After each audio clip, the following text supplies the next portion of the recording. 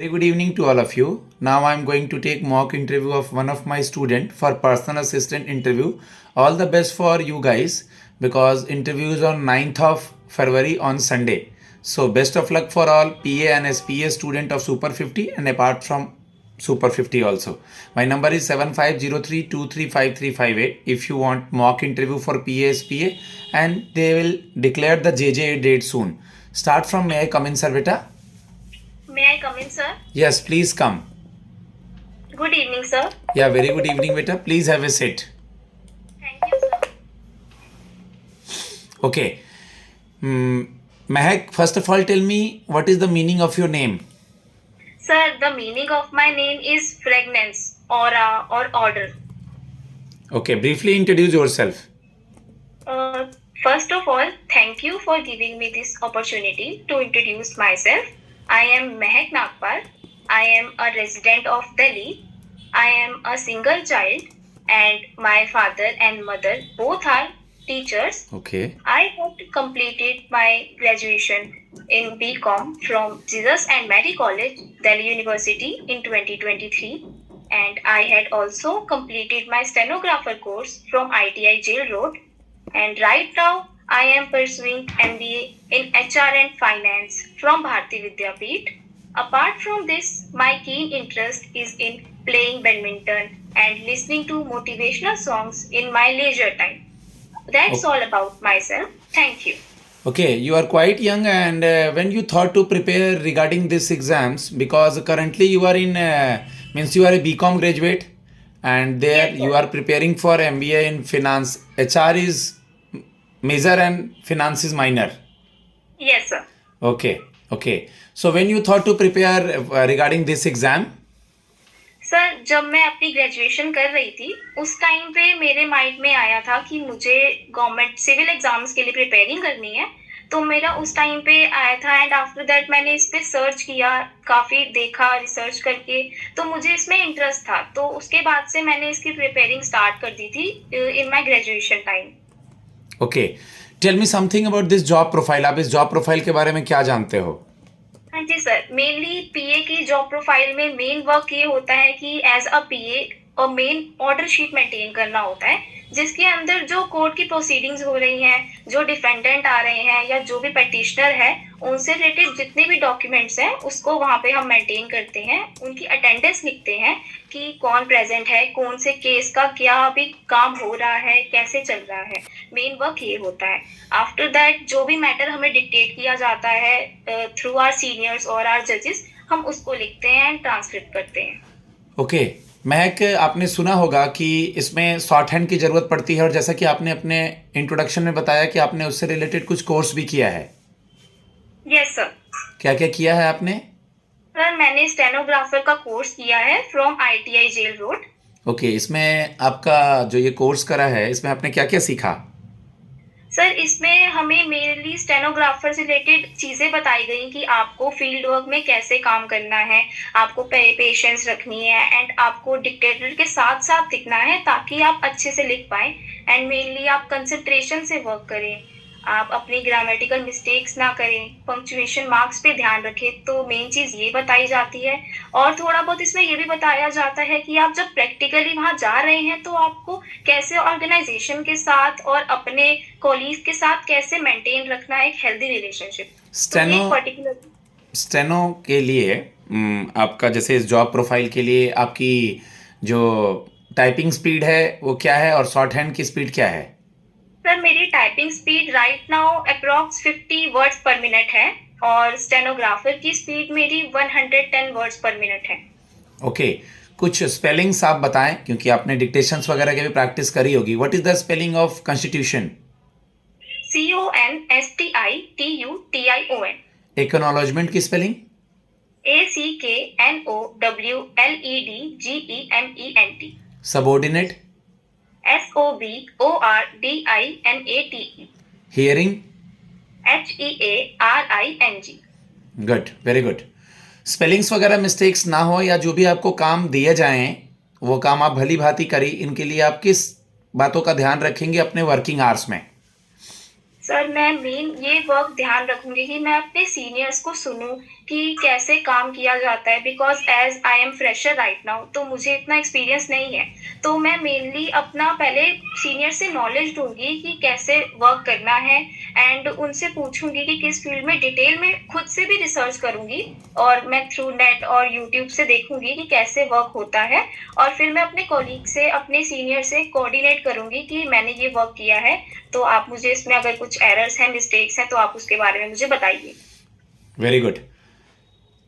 लेकिन जैसे आपके पास नॉलेज है, okay, you have the calibre, कुछ समय के बाद अगर आप ये जॉब छोड़ के चली जाती हैं दूसरे जॉब में, क्योंकि आप एमबीए भी परस्यू कर रही हैं, तो इस जॉब में आप रुकेंगी या आप दूसरे जॉब को चेंज कर लेंगी? सर अभी मुझे फ्यूचर का तो नहीं पता, but I have this opportunity right now, और ये मेरे लिए एक ऑनर होगा कि मैं जुडिशरी का पार्ट बन रही हूँ, एंड इसमें मुझे अभी लर्न करने को, ग्रो करने को भी मिलेगा, तो I am keen interested in this. Good, very good. Tell me something about BCom कब कंप्लीट हुआ आपका? सर मेरा बीकॉम 2023 में कंप्लीट हुआ। 2023 में। देन आपने हाँ जी। एमबीए कहाँ से एनरोल किया? Sir from Bharati Vidyapeeth. भारतीय विद्यापीठ, ये भी रेगुलर है? No sir, this is correspondence. Okay okay, ये कॉरेस्पॉन्डेंस है। तो अभी फॉर एग्जांपल जैसे आपने बताया कि कुछ कुछ क्वेश्चन बताएं, आप एचआर है आपका, हाँ जी अब सर। किसी की हायरिंग कर रही हैं, फर्स्ट ऑफ ऑल तो किन बातों को ध्यान देंगी उसमें?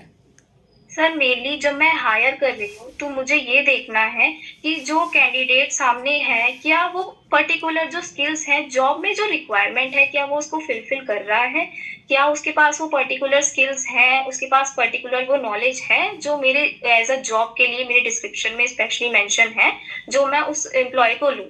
एंड मैं उसमें मेनली ये चीज देखूंगी कि उसके अंदर मेनली सॉफ्ट स्किल्स कैसी हैं, उसकी उसकी कम्युनिकेशन स्किल्स कैसी हैं।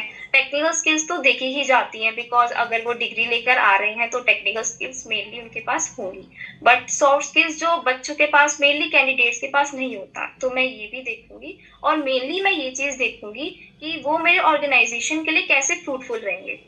ओके। महक, आप मुझे ये बता दें कि जब आपने किसी को हायर कर लिया तो उसके बाद किन किन बातों का ध्यान देना चाहिए, जो भी एचआर होते हैं उनको किस तरह के उनके साथ व्यवहार करना चाहिए, या क्या क्या किसी भी कंपनी में, किसी ऑर्गेनाइजेशन में किसी भी एम्प्लॉयज़ को मिलना चाहिए? सर सबसे ज़रूरी चीज़ ये होती है कि आप एज़ एन एचआर हो, तो आपको सबसे पहले एम्प्लॉय का एंड ऑर्गेनाइज़ेशन के साथ एक बॉन्ड बनाना होगा, जिससे एम्प्लॉय को ऐसा ना लगे कि वो कहीं और वर्क करने आया है, या उसको सेक्लूडेड फ़ील ना हो। सबसे पहले उसे एक अच्छा-सा मेंटेन एनवायरनमेंट मिले, जिसमें उसे वर्क करना अच्छा लगे, एंड आफ्टर दैट जब वो फ़ैमिलियर हो जाए, तो वो अपना वर्क अच्छे से करे, एंड उसको फिर पर्क्स मिले, रेम्युनरेशन मिले, ताकि वो अच्छे से वर्क कर सके। Okay okay. महक, आप मुझे बता दें हाई कोर्ट और सुप्रीम कोर्ट के बारे में कुछ। सर सुप्रीम कोर्ट जो है वो हमारी एपेक्स कोर्ट होती है।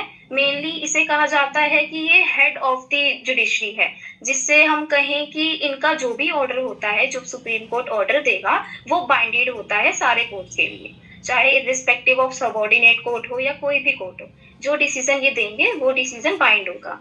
एंड आफ्टर दैट हम इसमें कहें कि सुप्रीम कोर्ट के आर्टिकल्स हैं 124, यहाँ से सुप्रीम कोर्ट के आर्टिकल्स होते हैं। एंड हाई कोर्ट का अगर कहें तो हाई कोर्ट 214 से स्टार्ट होता है। इसके अंदर हाई कोर्ट जो है सुप्रीम कोर्ट से एक लोअर लोअर कोर्ट होती है, जिसके अंदर हमारा कहा जाए कि हम स्टेट गवर्नमेंट से रिलेटेड जो स्टेट्स होती हैं उसमें हाई कोर्ट्स हमारी होती हैं, और हम स्टेट से रिलेटेड इश्यूज को देखते हैं। और ऑल ओवर हमारे इंडिया में सुप्रीम कोर्ट जो है वो वन है, जो दिल्ली में है, और उनके चीफ जस्टिस ऑफ इंडिया जो है हमारे ऑनरेबल जस्टिस संजीव खन्ना जी हैं, और हाई कोर्ट हमारे ऑल ओवर दिल्ली में 25 है। डिस्ट्रिक्ट कोर्ट के बारे में कुछ बताएंगी? सर डिस्ट्रिक्ट कोर्ट जो है वो भी मेनली डिस्ट्रिक्ट्स में ही सिचुएटेड होते हैं, और डिस्ट्रिक्ट कोर्ट का आर्टिकल 233 है। इसके अंदर हमारे दिल्ली में ओवरऑल 7 डिस्ट्रिक्ट कोर्ट्स हैं। ओके, और सबसे पहला डिस्ट्रिक्ट कोर्ट जो है वो कौन से ईयर में बना था? सर 1958 में 30 हजारी। ओके, आपको पावर पॉइंट वगैरह या वर्ड वगैरह कंप्यूटर का नॉलेज है? Yes sir, I have some knowledge about that. Okay, shortcut keys वगैरह भी पता है, जैसे आप कंट्रोल जेड कंट्रोल वाई से क्या होता है? सर कंट्रोल जेड से हम रीडू करते हैं किसी चीज को जब हमें अनडू करना हो, एंड वाई से भी सेम यही चीज होती है, हम उसको अनडू करते हैं रीडू में। ओके, ऑल टैब से क्या होगा? सर ऑल टैब से हम सब कुछ सिलेक्ट करेंगे, विंडो की सिलेक्ट हो जाएगी हमारी। ऑल टैब अगर हम करेंगे ना तो हम दूसरे 2 3 4 अगर फाइल ऊपर खुला हुआ है, फॉर एग्जांपल आपने खोल रखा है गूगल में, कुछ आप पढ़ रही हो, एक पीडीएफ खोल रखा है, तो कनेक्टेड है जो 2 फाइल से ऑल टैब से आप मूव कर सकते हो। Okay sir. ठीक है, महक आप मुझे बता दें आपकी हॉबी क्या है? सर मेरी हॉबी बैडमिंटन खेलना है और मोटिवेशनल सॉन्ग सुनना है। दिल्ली में इधर कोई इवेंट हुआ था क्या बैडमिंटन का? सर आई हैव नो एक बार चेक कर आइडिया। लीजिएगा, दिल्ली में हाल ही में कोई इवेंट हुआ था, थाईलैंड वगैरह के प्लेयर्स जीते थे।